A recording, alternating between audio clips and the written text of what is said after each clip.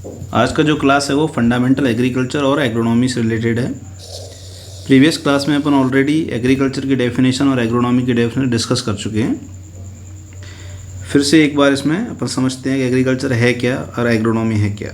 ठीक है, तो एग्रीकल्चर जो है वो दो वर्ड से बना है, दो लैटिन वर्ड से मिलकर बना है। तो सबसे फर्स्ट है एगर और दूसरा है एग्री। ठीक है, एगर का मीन्स और एगर और एग्री दोनों का मीनिंग होता है सॉइल, और कल्चरा का मीनिंग होता है कल्टीवेशन। ठीक है, तो एग्रीकल्चर का जो मीनिंग हो या there for the term agriculture means cultivation of the land और सॉइल। तो इसकी जस्ट एक छोटी सी डेफिनेशन है और इसका मीनिंग है। एक्चुअली हम इसको कहते हैं मीनिंग ऑफ एग्रीकल्चर, है ना। दो वर्ड से एगर और एग्री एंड कल्चरा। तो फर्स्ट जो वर्ड है वो है एगर और एग्री और सेकंड है कल्चरा। इसका मीनिंग हो गया बहुत simply cultivation of land, the science and art of production या producing crops and livestock for economical purpose. ठीक है, तो ये एग्रीकल्चर का ये मीनिंग है, द साइंस और art producing crops and livestock for economical purpose. अपन कभी भी इकोनॉमिकल पर्पस के लिए अगर ग्रो करते हैं क्रॉप्स को तो एग्रीकल्चर है। नेक्स्ट है the primary aim of agriculture, क्या इसका नीड है, क्या इसका एम है। तो सबसे फर्स्ट है to cause the land to produce more abundantly. तो जो प्रोडक्शन है उसको अपन को ज़्यादा से ज़्यादा करना। देखो एग्रीकल्चर का एम फर्स्ट जो है वो population day by day increase हो रही है, इंडियन पॉपुलेशन या world population day by day increase हो रही है ना। तो इसके लिए जो सफिशिएंट फूड प्रोडक्शन करना है और न्यूट्रिशन प्रॉपर जो बैलेंसिंग डाइट है उसको अपन को फॉलो करने के लिए या फुलफिल करने के लिए एग्रीकल्चर करना है, इसकी प्राइमरी नीड है। ठीक है, नेक्स्ट है to protect it from deterioration and misuse. तो जो अपना सॉयल है या अपन बोले लैंड, इसको अपन को क्या करना है, प्रोटेक्ट करना है डिटेरियोरेशन से और मिसयूज से। तो कैसे इसको प्रोटेक्ट करेंगे, प्रॉपर क्रॉप रोटेशन से, प्रॉपर न्यूट्रिएंट मैनेजमेंट से, है ना। एक्सेस न्यूट्रिएंट्स नहीं देना है, एक्सेस उसका जो कल्टीवेशन है वो नहीं करना है ना। तो इस तरह से इसको अपन को सॉइल को मैनेज करना है। नेक्स्ट है डेफिनेशन ऑफ एग्रीकल्चर। तो यहाँ पर अपन पढ़ चुके हैं ऑलरेडी कि cultivation of the soil is agriculture. फिर भी इसमें एक दो डेफिनेशन और दी है, इसको अपन पढ़ सकते हैं। It is biological process production process, it is biologically production process which depends on the growth and development of selected plant and animals with in the local environment. देखो ये बायोलॉजिकल प्रोसेस क्यों है कि इसमें जो सनलाइट रहती है, sunlight इसकी एनर्जी को अपन किस में कन्वर्ट करते हैं, ग्रेन्स में कन्वर्ट करते हैं, है ना। तो प्लांट्स जो है फोटोसिंथेसिस करते हैं, नेचुरल रिसोर्सेज से वाटर और न्यूट्रिएंट एब्जॉर्ब करते हैं और प्लांट की प्रेजेंस में फोटोसिंथेसिस करते हैं। तो ये फोटोसिंथेसिस जो फोटोसिंथेट्स बनाते हैं, प्रोटीन्स है, लिपिड्स है, कार्बोहाइड्रेट है, जो एनर्जी रहती है वो सभी जाके ग्रेन्स में स्टोर होती है। तो ये बायोलॉजिकल प्रोसेस है ना। ये सभी एनर्जी को कन्वर्ट करते हैं अपन किस में, ग्रेन्स में। तो it is biological process which depends on growth and development of selected plants and animal with in the local environment. Next है इसमें agriculture is art, science and business. ठीक है, तो एग्रीकल्चर को तीन उसमें अपन कन्वर्ट करते हैं। एक तो ये आर्ट है और ये साइंस भी है और एज ए बिजनेस भी है। अब आर्ट कैसे है, देखो फार्म को स्किलफुली मैनर में मैनेज करना ये आर्ट है। ठीक है, इसमें दो स्किल्स लगती हैं। सबसे फर्स्ट है फिजिकल स्किल। इसमें क्या करते हैं, handling of farm implements, animals, sowing seeds, fertilizer and application of pesticides. इन सभी को अपन फिजिकली मेंटेन करते हैं, ये हो गया फिजिकल स्किल। सेकंड है मेंटल स्किल। फार्मर जो है अपने फार्म पर डिसीजन लेते हैं अपने एक्सपीरियंस के बेसिस पर, decision based on experience such as time and method of ploughing, selection of crop and cropping system to suitable for soil and climatic condition, adopt improve farm practices. ये सभी जो decision है वो farmer अपने experience के basis पे लेता है, इसीलिए इसको आर्ट कहते हैं, मेंटल स्किल के ऊपर डिपेंड है, इसलिए इसको अपन आर्ट कहते हैं। साइंस कैसे है, एग्रीकल्चर में डिफरेंट ब्रांचेस हैं, जैसे एक अपन बात करें ब्रीडिंग की, प्लांट ब्रीडिंग की, जिससे अपन हाइब्रिड सीड प्रोडक्शन करते हैं, है ना। तो सबसे फर्स्ट हो गया plant breeding, crop production, crop protection, economics, है ना। ये क्या करते हैं, to maximise the yield and profit. तो इस तरह से इसमें साइंस काम करता है। सीड टेक्नोलॉजी है, ब्रीडिंग है, ये सभी साइंटिफिक सब्जेक्ट्स हैं जो इसके लिए काम करते हैं, इसलिए एग्रीकल्चर को एज ए साइंस भी काउंट करते हैं। अब एज ए बिजनेस, तो जब अपन क्रॉप ग्रो करते हैं तो अल्टीमेटली इसको अपन मार्केट में इसको सेल करते हैं। तो सेल करेंगे तो फार्मर को कुछ ना कुछ एडवांटेज होगा, जिससे अपन को, जैसे अपन फूड को कहीं ना कहीं इसको सेल कर रहे हैं, फाइबर को सेल कर रहे हैं, ना, फ्यूल को सेल कर रहे हैं, तो इससे अपन को फार्मर्स को जो है इकोनॉमिकली गेन होता है, इम्पोर्टेंस होता है उसका, इसीलिए अपन कहते हैं एज ए बिजनेस। तो एग्रीकल्चर को अपन आर्ट और साइंस और बिजनेस के रूप में काउंट करते हैं, ठीक है। तो इसमें हो गया एग्रीकल्चर की डेफिनेशन और टर्म, और agriculture as art, science and business. Next है इसमें ब्रांचेस ऑफ एग्रीकल्चर। इससे पहले एक छोटी सी कुछ हिस्ट्री है इसमें कि इंडिया का जो टोटल एक जियोग्राफिकल एरिया है वो कितना है। तो ये टोटल जियोग्राफिकल एरिया है 329 मिलियन हेक्टेयर, ठीक है। इसमें से टोटल रिपोर्टिंग एरिया जो है 304 मिलियन हेक्टेयर, है ना। Area under cultivation 143 million hectare, ये टोटल कल्टीवेशन में है। टोटल क्रॉप्ड एरिया है 179.5 मिलियन हेक्टेयर, और एरिया सोन मोर देन वंस, इसको इतना ज़्यादा इंपॉर्टेंस नहीं है। अवेलेबल कल्टीवेशन ये भी ठीक है, अंडर द फॉरेस्ट एरिया, हाँ इसको अपन पढ़ सकते हैं कि फॉरेस्ट में जो 66.4 मिलियन हेक्टेयर एरिया आता है। तो सबसे फर्स्ट जो मेजर चीज़ याद रखने की वो है इंडिया का जियोग्राफिकल एरिया कितना है ना। दूसरा टोटल रिपोर्टिंग और कल्टीवेशन एरिया, ये इम्पोर्टेंट पॉइंट्स हैं। इसके बाद हैं एग्रीकल्चर की ब्रांचेस। एग्रीकल्चर में बहुत सारी ब्रांचेस, इसमें सबसे फर्स्ट और मेजर इंपॉर्टेंट ब्रांच है एग्रोनॉमी, ठीक है। सेकंड है हॉर्टिकल्चर, थर्ड है forestry, animal husbandry, fishery science, agriculture engineering और होम साइंस, ये मेजर ब्रांच हैं। एग्रोनॉमी अपन ऑलरेडी अपन पढ़ चुके हैं, फिर भी एक बार डेफिनेशन दिए, it deal with the production of various crop which includes food crops, fodder crops, fiber crops, sugar, oilseed, etc. The aim is have better food production and have to control diseases. तो crop का production करना है scientific basis पर, जिससे उसके production को अपन increase कर सकते हैं। Horticulture branch of agriculture deal with the production of flowers, fruit, vegetable and ornamental plants, spices and including necrotic crops जैसे ओपियम है, and which has medicinal value. तो मेडिसिनल प्लांट्स को भी अपन इसमें हॉर्टिकल्चर में काउंट करते हैं ना। हॉर्टिकल्चर में कौन कौन सी क्रॉप्स है, मेजरली फ्लावर क्रॉप्स का कल्टीवेशन, फ्रूट क्रॉप का कल्टीवेशन, वेजिटेबल्स का कल्टीवेशन और ऑर्नामेंटल स्पाइसेस, इन सभी के कल्टीवेशन को अपन कहते हैं हॉर्टिकल्चर। नेक्स्ट है forestry, animal husbandry, fishery and agriculture engineering and home science.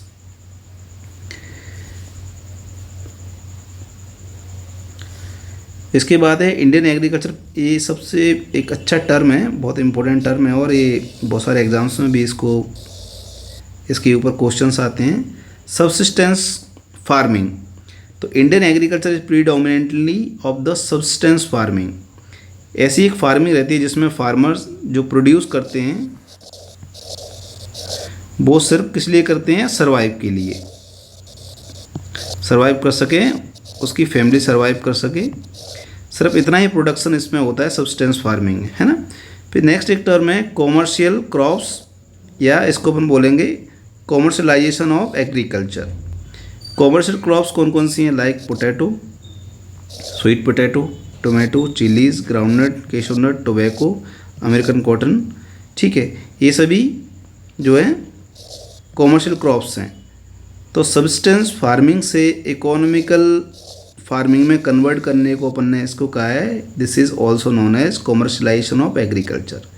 यानी कि फार्मर जो अपनी फैमिली को सर्वाइव करने के लिए फार्मिंग करते थे, अब वो फार्मिंग को कुछ चेंजेस कर इसको इकोनॉमिकल बेसिस पर करने लगे हैं, जिससे कुछ जो प्रोड्यूस है वो मार्केट में सेल कर सके और अपने भरण पोषण के लिए या अपनी फैमिली के सर्वाइव के लिए कुछ प्रोड्यूस वो सेव करके रख सकते पूरे साल के लिए। तो ये हो गया इसमें commercialisation of the agriculture. Pre historical agriculture में जो सबसे पहले एग्रीकल्चर करते थे, जब अपने पास हाइब्रिड सीड प्रोडक्शन नहीं था, हाइब्रिड सीड्स अवेलेबल नहीं थे, फर्टिलाइजर्स अवेलेबल नहीं थे और न्यू टेक्नोलॉजी अवेलेबल नहीं थी, तब क्या था, 6 person could produce enough food for themselves and for others.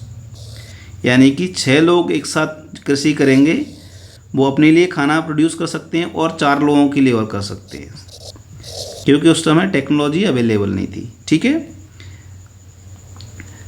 लेकिन अब with the help of development agriculture science and application of the advance technology, है ना, तो एडवांस टेक्नोलॉजी से क्या हुआ, 5 person are able to produce enough food for 95 others.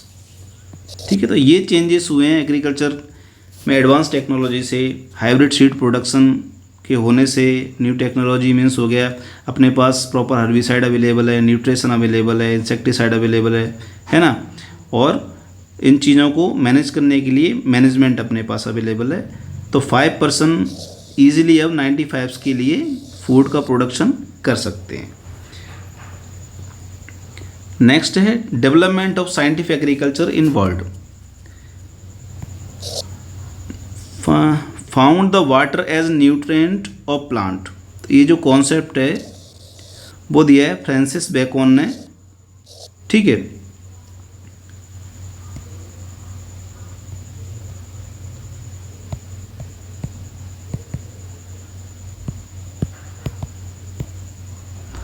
Next है saltpetre as nutrient and not water.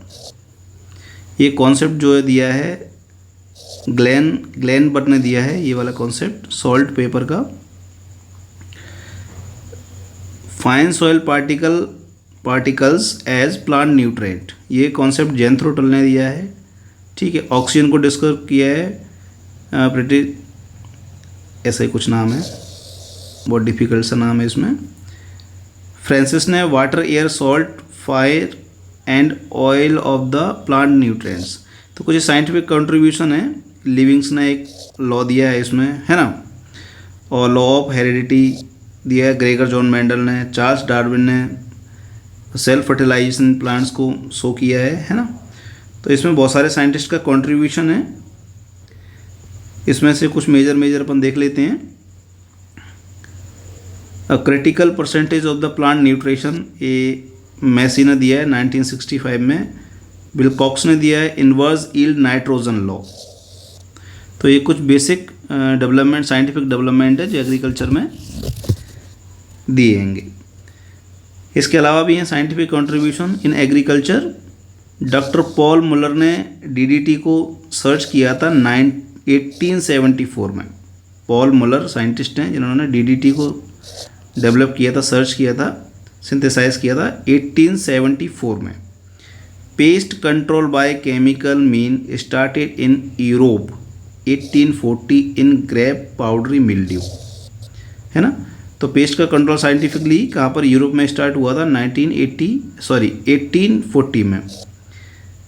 Next है an efficient seed drill was developed in 1830। Efficient seed drill को develop किया था 1830 में। The first successful tractor was build in USA in 1892। ठीक है, तो first tractor develop हुआ था यूएसए में 1892 में। Sir Humphry Davy publish his book element of agriculture chemistry in 1813। ये भी एक कॉन्ट्रीब्यूशन है। एग्रीकल्चर केमिस्ट्री की बुक जो है हम्फ्री नाम के साइंटिस्ट ने पब्लिश की थी। ऑथर यंग, ये भी एक साइंटिस्ट हैं। पॉट कल्चर एक्सपेरिमेंट इन्होंने दिया था और इन्होंने एक बुक लिखी थी, जर्नल था एनल्स ऑफ एग्रीकल्चर। ज़ेंथ्रोटुल साइंटिस्ट हैं जिन्होंने वीड टर्म दिया है, टिलेज टर्म दिया है, और हॉर्स होइंग हस्बेंड्री एक बुक लिखी है, और सीड ड्रिल का कॉन्सेप्ट इन्होंने दिया है, ज़ेंथ्रोटुल। इसके अलावा कुछ इंपॉर्टेंट इवेंट्स हैं हिस्ट्री में, एग्रीकल्चर हिस्ट्री में important events in the history of agriculture. तो सबसे फर्स्ट जो इवेंट है वो है हंटिंग एंड गैदरिंग, है ना।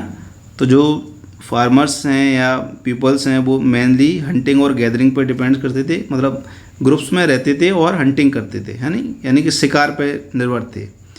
डोमेस्टिकेशन ऑफ सीप, 8700 BC में सबसे पहले जो है भेड़ को पाला गया, है ना, पशुपालन में सबसे पहले भेड़ का पालन किया गया। उसके बाद डोमेस्टिकेशन ऑफ द गॉट, यानी कि फिर उसके बाद बकरी का पालन किया 7700 BC में। नेक्स्ट है कल्टीवेशन ऑफ क्रॉप्स, वीट और बार्ले का सबसे फर्स्ट में कल्टीवेशन हुआ है जो 7500 BC में स्टार्ट हुआ था, कल्टीवेशन ऑफ क्रॉप्स में वीट एंड बार्ले। नेक्स्ट है domestication of cattle and pigs, ये स्टार्ट हुआ है 6000 BC में, कैटल्स को डोमेस्टिकेट किया है। कल्टीवेशन ऑफ मेज 4400 BC में स्टार्ट हुआ। कल्टीवेशन ऑफ पोटैटो 3500 BC में स्टार्ट हुआ। व्हील्स वाज इन्वेंटेड, व्हील्स का आविष्कार हुआ एग्रीकल्चर में 3400 BC पूर्व। Bronze was use to make tools in agriculture, 3000 BC में जो है ब्रॉन्ज से, कांसे से टूल्स को बनाना स्टार्ट हुआ। प्लाऊ वाज इन्वेंटेड, जो अपन इरिगेशन फार्मिंग स्टार्ट हुई थी, और प्लाऊ यानी कि जो हल हैं उसका निर्माण हुआ था 2900 BC में। हल का निर्माण और सिंचित खेती करना स्टार्ट हुआ 2900 BC में। सिल्क मॉथ डोमेस्टिकेशन, जो सिल्क वॉर्म है उसको 2700 BC में सबसे फर्स्ट डोमेस्टिकेट किया गया था। और 2300 BC में कल्टीवेशन ऑफ चिकपी, पियर, सरसों, कॉटन, इन सभी का कल्टीवेशन स्टार्ट हो गया था, है ना। और राइस का कल्टीवेशन स्टार्ट हुआ था 2200 BC में। ये भी इंपॉर्टेंट क्वेश्चन है, राइस और वीट के ऊपर क्वेश्चन आते हैं। नेक्स्ट है कल्टीवेशन ऑफ फिंगर मिलेट्स, इसका स्टार्ट हुआ था 1800 BC में, फिंगर मिलेट का कल्टीवेशन स्टार्ट हुआ था। कल्टीवेशन ऑफ सॉर्गम 1725 ईयर में, यानी 1725 ईयर्स में सॉर्गम का कल्टीवेशन स्टार्ट हुआ। ऐसे ही इसमें हॉर्स की रेयरिंग भी स्टार्ट हुई थी 1700 BC में। Cultivation of sugarcane, irrigation from wells 1500 BC में स्टार्ट हुआ था। Use of iron in agriculture, ये 1400 BC में आयरन का यूज़ स्टार्ट हुआ था। इसके अलावा 1500-1600 BC में जो है पुर्तगाल से पोटैटो इंट्रोड्यूस हुआ, है ना, कसावा इंट्रोड्यूस हुआ, टमाटो, चिली, पम्पकिन, ये सभी क्रॉप्स का इंट्रोडक्शन 1500-1600 ईस्वी में इंडिया में हुआ था। इसके अलावा कुछ इंपॉर्टेंट रेवोल्यूशंस है एग्रीकल्चर में, जो एग्रीकल्चर का ही पोर्शन है, बेसिक चीज़ है। सबसे फर्स्ट है ग्रीन रेवोल्यूशन, ठीक है, इसको और भी नाम से जानते हैं, also known as seed water fertiliser pesticide technology, है ना, seed water fertiliser pesticide technology. ये स्टार्ट हुआ था 1965 में, जब गवर्नमेंट थी श्रीमती इंदिरा गांधी की, ठीक है, और इन्होंने जो है एग्रीकल्चर में ग्रीन रेवोल्यूशन को स्टार्ट किया था। ग्रीन रेवोल्यूशन जो है पूर्ण रूप से 1965 से लेकर 1978 में स्टार्ट हुई थी, जो मुख्य रूप से पंजाब और हरियाणा से स्टार्ट हुई थी वीट और राइस क्रॉप के लिए। दो ही क्रॉप इसके लिए महत्वपूर्ण हैं, वीट और राइस, है ना, और पंजाब और हरियाणा से स्टार्ट हुई थी, जिसको स्टार्ट किया था MS स्वामीनाथन ने इंडिया में, जिसके फादर हैं ग्रीन रेवोल्यूशन के फादर MS स्वामीनाथन, ठीक है।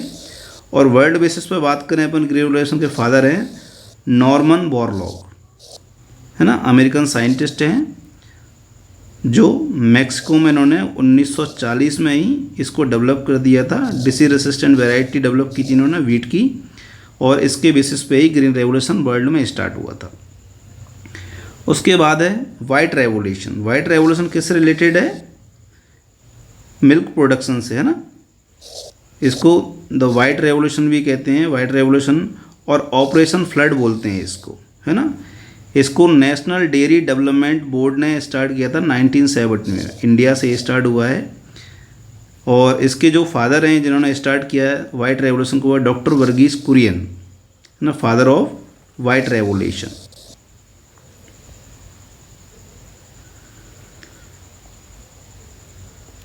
ये जो है 3 फेज़ में स्टार्ट हुआ था फ्लड ऑपरेशन या वाइट रेवोल्यूशन। फर्स्ट फेज़ था 1970 से 1979, सेकंड फेज 1981 से 1985 और थर्ड फेज 1985 से 1996। 3 फेज हैं इसके, फर्स्ट, सेकंड और थर्ड। नेक्स्ट है येलो रेवोल्यूशन। इस किससे रिलेटेड है? ऑयल सीड्स से रिलेटेड है, ऑयल प्रोडक्शन से रिलेटेड है, also known as people power revolution. इसको एक नाम से और जानते हैं, पीपल पावर रेवोल्यूशन। नेक्स्ट है ब्लू रेवोल्यूशन। ये रिलेटेड है फिशरीज डेवलपमेंट से, है ना।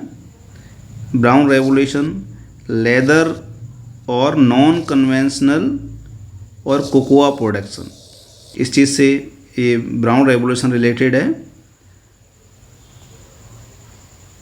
इसके अलावा है ब्लैक रेवोल्यूशन, ये पेट्रोलियम प्रोडक्शन से रिलेटेड है।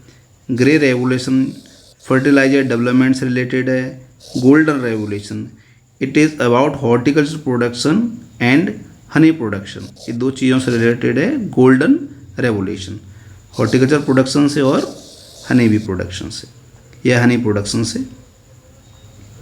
नेक्स्ट है golden fibre revolution. Golden fibre revolution jute production से रिलेटेड है।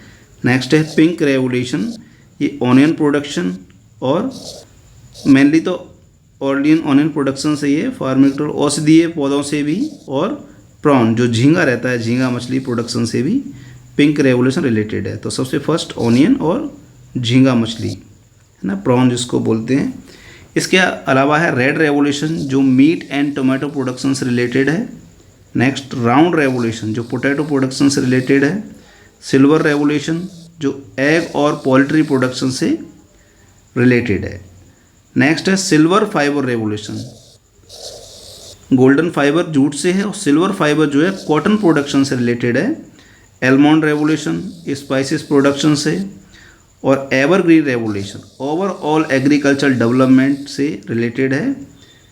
नेक्स्ट है अमृत रेवोल्यूशन कनेक्टिंग रिवर्स, एम्ब्रोशिया रेवोल्यूशन जिसको बोलते हैं, अमृत रेवोल्यूशन जो रिवर्स को कनेक्ट करने के लिए इसको चलाते हैं। तो ये एक इंट्रोडक्शन है एग्रीकल्चर का, जिसमें इसकी डेफिनेशन, स्कोप, इट्स ब्रांचेस, है ना, और इसका साइंटिफिक डेवलपमेंट और important events in agriculture history और एग्रीकल्चर रेवोल्यूशन। Thank you.